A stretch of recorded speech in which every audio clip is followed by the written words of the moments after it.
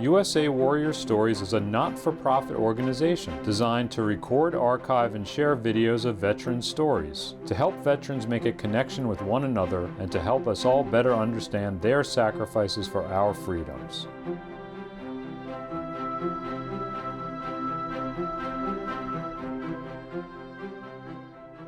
I joined ROTC while I was in college at the University of Northern Iowa in 1982. I was commissioned in 1986 from the University of Northern Iowa. Subsequently to that, went to my first assignment and officer basic course at Fort Sill, Oklahoma. In turn, I ended up staying there and did my next 3 assignments as an executive officer in the training center, platoon leader, fire direction officer in 2nd Battalion, 18th Field Artillery, and during that span, Desert Shield, Desert Storm, deployed to Operation Desert Shield, Desert Storm during that time period, and fought with the 24th Infantry Division. To me, our motto in the artillery is shoot, move, and communicate. One of my platoon sergeants told me as a young first lieutenant, he said, listen here. He said, if you can't communicate, you can't shoot, because you can't get any fire missions down. And so while everybody would worry about where they're going to put the guns, I always worry about where I was going to put the fire direction center. The fire direction center needed to be able to talk to the guns. I remember at this time, everybody didn't have GPS, global positioning systems. So I was navigating with map, compass, and odometer. And I remember one night we got in a wadi, and this is when we're doing, remember, 24th Infantry, we're doing this big envelopment and getting around to the backside in the Euphrates River Valley of the Republican Guard forces. So we're doing this big sweeping turn to get around them so we could pin them so that they could not run back into Baghdad. But there are wadis out there and sukkahs in the middle of the desert. A wadi or sukkah is equivalent to like quicksand. When you, and you gotta remember, I was in an 8-inch unit. So 8-inch units carry, a projectile is 202-pound projectile, a serious weight. And you're crossing the sand. Now you're crossing the sand, now you're in quicksand. So one night we get all these helmets stuck. What was scary about it, this was the first time I actually even had slight fear in combat. And it's the reason because you're stuck with all of this ammunition. I got 10 helmets of ammunition, fully loaded. That's a lot of ammunition. When you're stuck and then with an MRS battalion right next to us, they're shooting out. They have a big signature, so you can see this is where counterfire. As an artillery guy, you know if you got artillery going out, that means you could have stuff coming back in on you. That's when you have incoming. That was the first time, and I remember going across that, and I go in his talk, and the colonel said, "Well, what do you need, Lieutenant?" I said, "Hey, have my helmets on the other side of on the other side of this, on the other side of the ridge line, and we're stuck in a wadi." He said, "Hey, call this XO called the motor sergeant dispatched their Mike 88, which is a recovery vehicle, pulled us out." Now you got to think about this. At this particular point, the battalion, we're moving fast. The guys, this is one of them times where, when you get that, your pucker get real tight. And the reason is, one, you got the possibility of incoming coming in you, but 2, you're by yourself. Your job is now to navigate cross terrain, not knowing exactly where every enemy is, and catch up back with your battalion, the brigade, and the division. And I did that with confidence. But remember, no GPS, map, compass, odometer. I left there, came back to Fort Sill, went to the Officer Advanced course, which is at Fort Sill. Also a nuclear weapons officer as well, so I went to nuclear weapons school. Then left to go to Germany. Went to Germany, bomb holder Germany in 1992. I spent 4 years in Germany, in bomb holder Germany.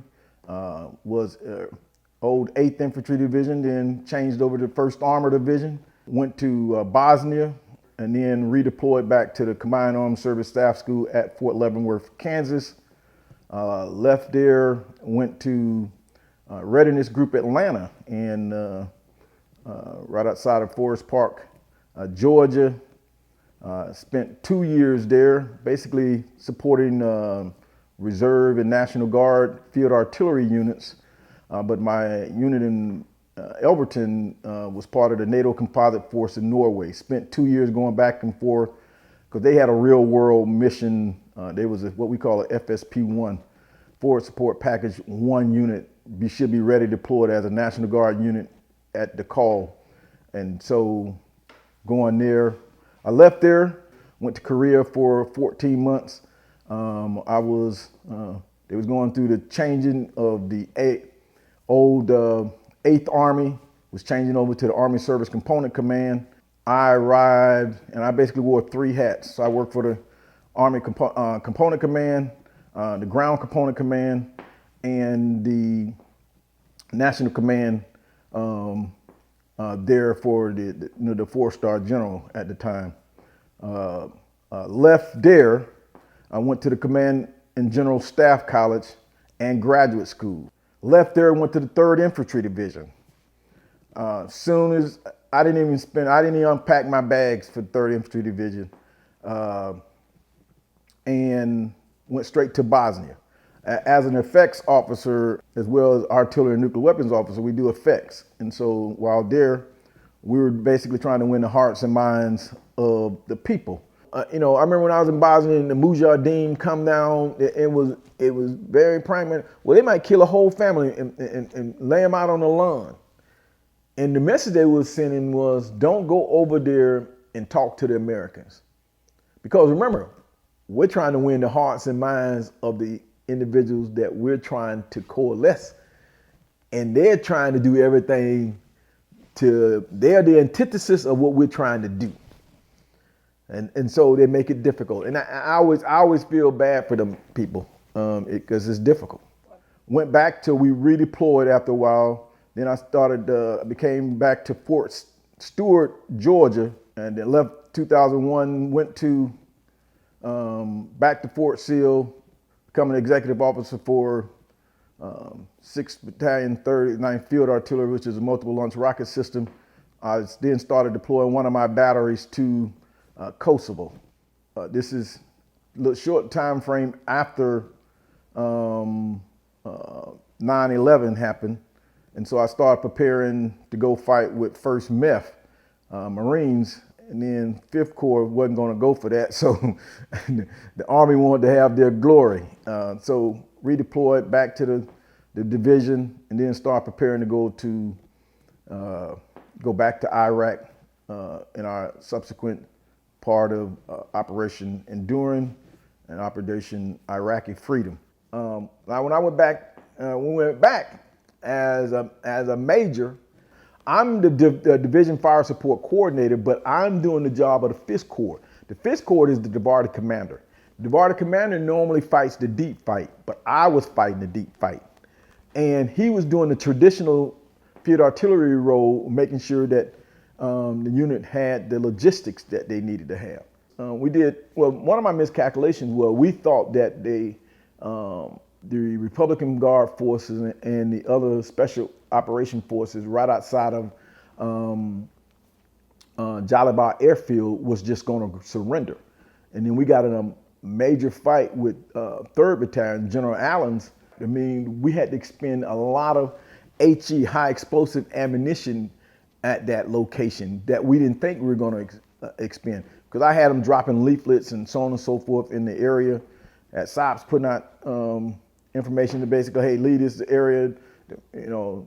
The United States Army is coming through this way. If you would like to remain alive, you better leave and depart this area or capitulate. They didn't. So when the 3rd Battalion, 7th Cav got tied down and right outside of Ansamawa, that basically I had to call danger close MRS ammunition, which is ICM, improved conventional munitions, on top of their location in order to break contact. Spent about a year in Iraq. We secured after securing the Baghdad International Airport for us in the 3rd Infantry Division, that was Objective Lions. After securing that, and spent about an additional 6 weeks on the ground doing all the coordinating stuff that we need to do. The division commander, who's the current Secretary of Defense, General Lloyd Austin, was the Assistant Division Commander for Maneuver, told me that I had to go do my duty. I came down on orders to go to the Pentagon. And he told me, Bobbie, everybody has to do their duty at the Pentagon.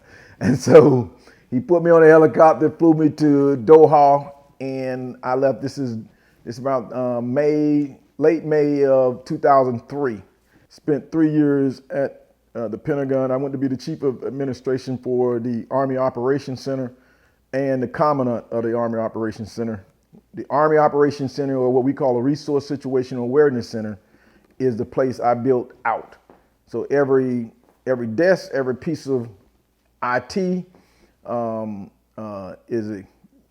this guy. Actually, I received a Legion of Merit for it. That's how important this operation and the undertaking was. Because at that time, remember, we were fighting 2 wars, both in Afghanistan and Iraq, conducting. So I had to conduct operations, be able to sustain operations and maintain continuity for the current location, and also build out the new location, which is a major task.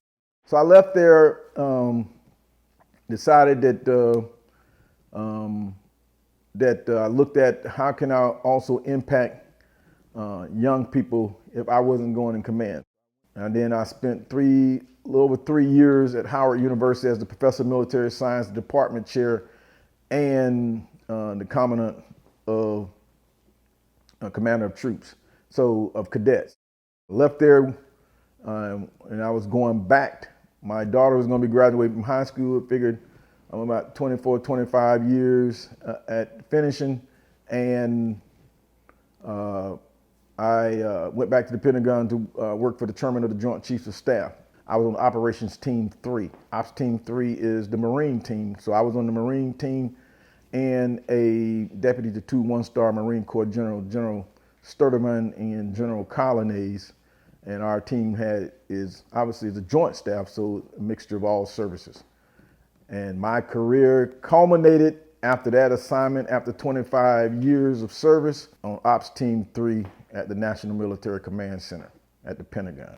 So I got 2 Legions of Merit, I got 6 Meritorious Service Medals, 2 Bronze Stars, 3, 4 ARCOMs, Army Achievement Medals. I got a lot of medals, I'll just be honest with you. One is because, and people ask me, well, hey, and I always tell people, I have a lot of awards and medals as a function. Half of my career was fighting wars or deployed.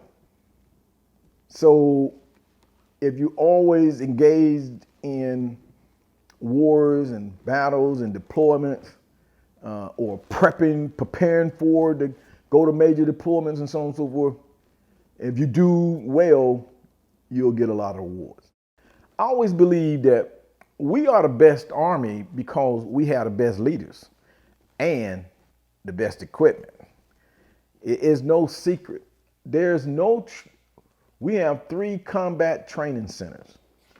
The Combat Maneuver Training Center in Hohenfels, Germany, the Joint Readiness Center in Fort Polk, Louisiana, and the National Training Center at Fort Irving, California. Those are as close as it gets to replicating real combat operations as you can get. And obviously, we have casualties at these places because it's so intense, so real. And so our professional education system with respect to both officers, NCOs, and enlisted is above all. Yes, is people catching up with us in technology? Yeah, but they still don't have the war fighters we have. We have the best in the world. That's what separates us from everybody else. At the end of the day, let me say this. At the end of the day, and I did a lot of awards to civilians and so on and so forth as well. I always tell people, it's not equipment, it's people that makes the difference. Our greatest asset is human resources. We are the greatest people. Thus, we have the best army in the world, the best military in the world, because we have the best people.